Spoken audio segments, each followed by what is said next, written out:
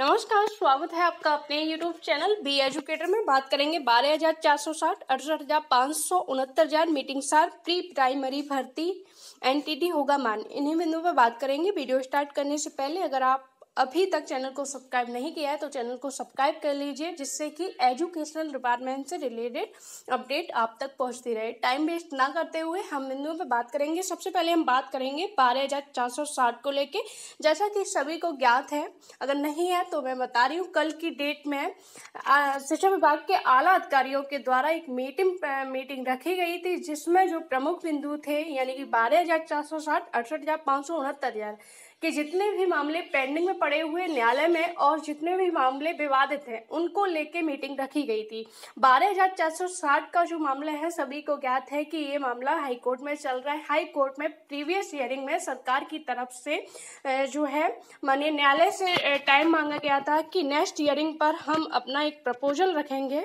उस प्रपोजल के तहत आपकी जो अपोजिट पार्टी है और पिटिशनर है, अगर वो सहमति हो जाती है, उसके बाद ही जो है न्यायालय उस पर ऑर्डर दे दे और हम उस ऑर्डर को मानेंगे। इस तरह की चीज़ें जो है न्यायालय में रखी गई थी। लेकिन उस प्रपोजल पर, उस प्रस्ताव पर अभी तक किसी भी प्रकार की जो है चीज़ें नहीं हुई हैं, तो उसके लिए मीटिंग रखी गई थी और जो संबंधित अधिकारी थे आपके सचिव महोदय, उनके द्वारा प्रस्ताव जो है शासन को देना था, जो प्रमुख सचिव थे उनको देना था। लेकिन मीटिंग में उनके द्वारा किसी भी प्रकार की रिपोर्ट नहीं दी गई, जिसके लिए जो प्रमुख सचिव हैं उनके द्वारा निर्देश दिए गए संबंधित अधिकारियों को कि इस मैटर पर सरकार की तरफ से जो प्रपोजल रखा जाए, जो प्रस्ताव रखा जाए नेक्स्ट हियरिंग पर, उसको तैयार किया जाए और जो संबंधित महाधिवक्ता हैं इस केस से, उनसे मिलकर जो चीज़ें हैं सरकार की तरफ से पॉइंट है उनको तैयार करके इस मामले को जल्द से जल्द सॉल्व कराया जाए। तो इस तरह के निर्देश दिए गए हैं। संभावित है कि नेक्स्ट हियरिंग पर, अपकमिंग हियरिंग पर जो है सरकार की तरफ से जो प्रपोजल है, प्रस्ताव की बात कही गई है, उसको रखा जाए। उसके बाद जो है चीज़ें जैसा भी न्यायालय आदेश देगा वो आदेश मान्य होगा। बात करेंगे 68,500। आपका एक मामला आपका न्यायालय में भी इससे संबंधित मामले हैं जो पेंडिंग में पड़े हुए, उन पर भी बात हुई। दूसरा मामला आपका बहुत ही विवादित आरक्षण मामला 5% को लेके, जिस पर जो है अधिकारियों की तरफ से चीजें रखी गई कि शासन की तरफ से अभी इस पर किसी भी प्रकार का कोई निर्देश नहीं आया है। शासन जैसे ही इस पर आगे की प्रक्रिया शुरू करने का आदेश देती है, वैसे ही अधिकारी उसका पालन करेंगे। यानी कि पूर्ण तरीके से अभी जो है मामला जो है शासन स्तर पर पेंडिंग में है। शासन जैसे ही हरी झंडी देता उस पर, उसके बाद इस मामले पर जो है आगे की प्रोसेस देखने को मिलेगी।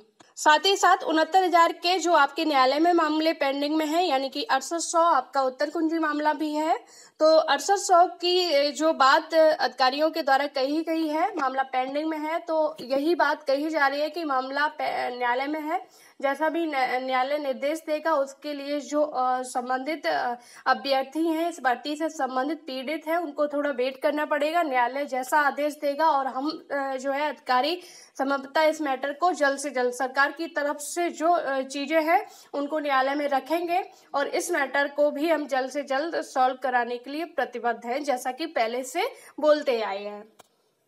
बात करेंगे प्री प्राइमरी भर्ती एनटीटी होगा मान। प्री प्राइमरी भर्ती के लिए कुछ नियमावली में संशोधन हो रहा है, जिसके लिए अब जो है उच्च स्तरीय की जो शैक्षणिक योग्यता होगी उसको पहले वरीयता दी जाएगी और जो कोर्स होंगे एनटीटी यानी कि नर्सरी टीचर ट्रेनिंग जो है कोर्स होते हैं उनको भी वरीयता दी जाएगी।